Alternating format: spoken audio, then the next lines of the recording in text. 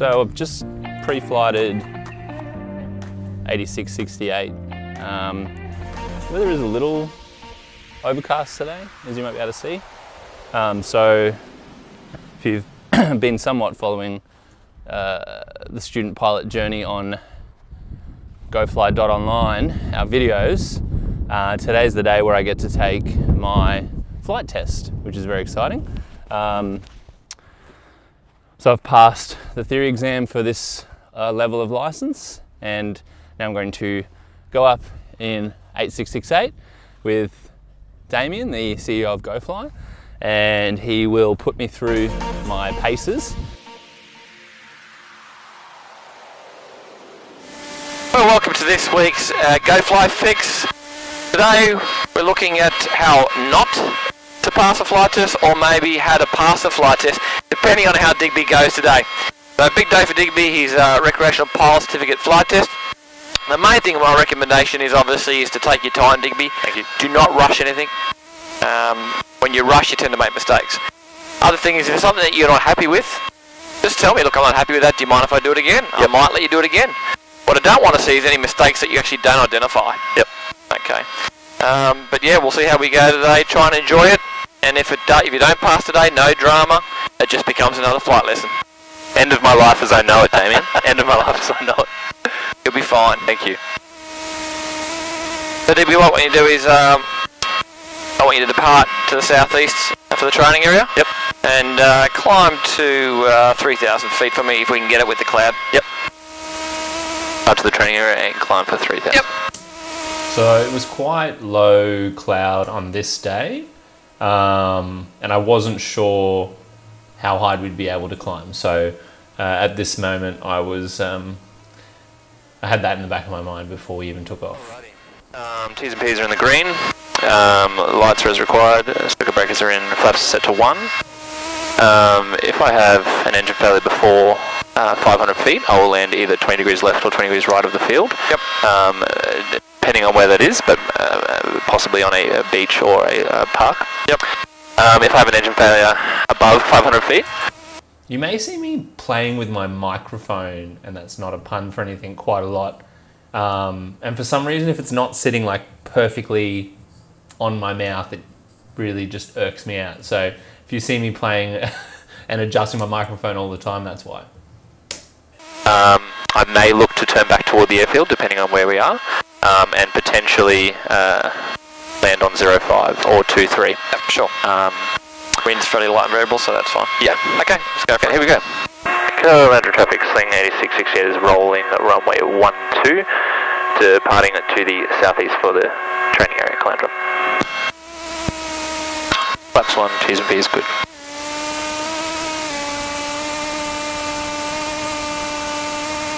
Airspeed is alive and increasing. 40, 50, 60, a little bit of back pressure. And climb out for 70. Calandra traffic, Sling 8668 is departing upwind from the circuit, en route south to the training area, Calandra. So in that radio call, I did miss my height announcement, which I make very shortly after this, just as a separate announcement as we're tracking along the coastline. But yeah, I should have included that I was climbing through 1,000 for 3,000. Calandra traffic, Sling 8668 is on climb through 1,600 for 3,000 feet, Calandra. And checking all is clear, which at this stage all is clear over the water. And traffic around us is clear.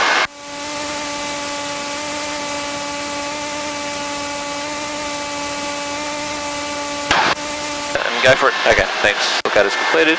Alright, we'll reduce the power. Inbound, Calandra. Alright, opposite rudder. Nose up. How to climb out. About 150 feet lost, good. Not bad, okay, level off. Hand on the throttle, and you just had an engine failure and you can't land on the beach, it's too easy. So pick another field. Okay. I'm laughing because we were flying along the coastline, so should one actually have an engine failure near the coastline, you would probably land on the harder sand between sort of the soft land where it begins to go, I guess, into the coastline, and the water, so that harder sand between. But Damien was making sure I was extra vigilant in my lookout and banned the beach landing. So I'm currently lowering the nose, trimming for 70 knots, and looking out for where I can land. I would try to restart the engine, turn the engine over, go through the lane A and B pumps, make sure they're cycled, check the backup battery, restart the engine again. Mayday, mayday, mayday, sling 8668, sling 8668, sling 8668 is 3 miles south of Roy's Orchard along the coast. Had a full engine failure, 2 POB in a white sling, and we'll be making an emergency landing on a small road inland of the forest, Calandra. I would then do a full shutdown, so turn off everything except the battery if I still have it, so I can use my flaps. Calandra traffic, sling 8515 entering backtracking 12 Calandra. I mean, to be honest, I'd probably go flaps 3 and try and get it down fairly quickly in the side swerve for this So bit. what I saw just then was when I was flying above that at a higher altitude, it just looked like, I guess, a supply road or one of those smaller roads that would go through a forest. And now when I've come down onto final on that road, I've actually seen that there's kind of an angle in the road, and there's a bunch of trees and some other stuff that I couldn't see from when I was above that. So just below the nose that you can see there is actually a fatter, kind of clearer piece. So I'm just discussing that I'd probably go flaps 3 to be able to increase my angle of descent at the correct speed and get the plane down into that clearer, wider area prior to going into something that looked a bit sketchy to me. So that's what's being discussed. Engine fire, right? Just so you started noticing smoke right now coming from behind. You notice a fire started to come from where your feet are. Talk me through what you'd do. What would I do? Okay. Immediately I'd bring the throttle back to 0 to reduce the RPM. If I knew it was a fire, I'd probably immediately switch off all the engine requirements, and I would make a mayday call. I'd leave the battery on, but I would turn off everything related to do with the engine and attempt to land on the beach. Yep. What about your fuel? I would turn the fuel pumps off. Yep. By fuel pumps, I meant turn the actual fuel tanks to off so that they actually cut the fuel supply. With the selector in the middle of the sling, you can actually have left, right, and off. So that's what I'm jumping to there. Calandra traffic, sling 8668 is a beam, Roy's Orchard, inbound at 1500, tracking along the coastline, Calandra.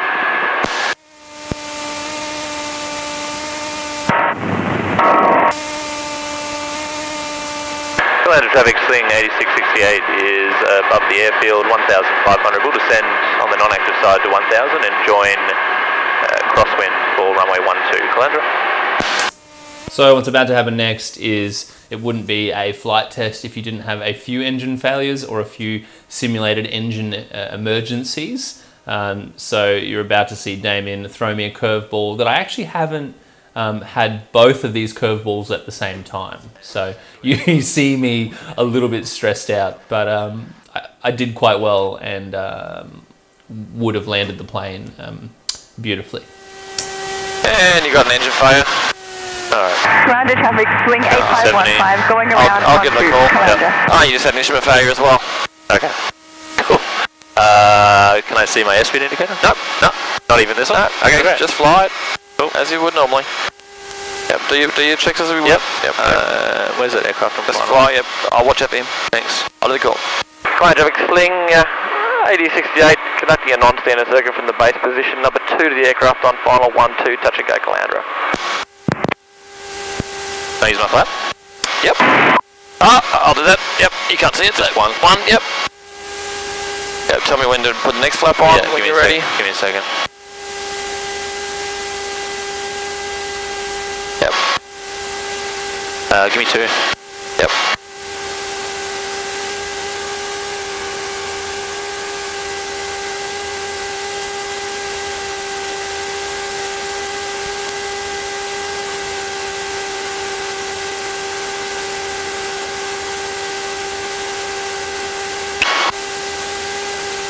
And I'll take 3, thanks. Okay, 3, thanks. And go around. Go left. So that's obviously been edited heavily there's lots of stuff that happens in a flight test. You saw some of the stall procedures, turning procedures, radio procedures, failure and emergency procedures, circuit procedures. So that's all been cut down to a more watchable size, but that all happens in a flight test in flight schools around the world, but also here at GoFly. And what you're about to see is sadly our reverse camera that the audio feed plugs into ran out prior to Damien announcing that I passed. And so hitting play now, you actually see me with the old fist pump, excited that I've passed, because it's a massive step in anyone's aviation journey, passing their first flight test. So yeah, thanks for watching, guys. Visit gofly.online for all your training requirements and resources, and we will catch you next time. See ya.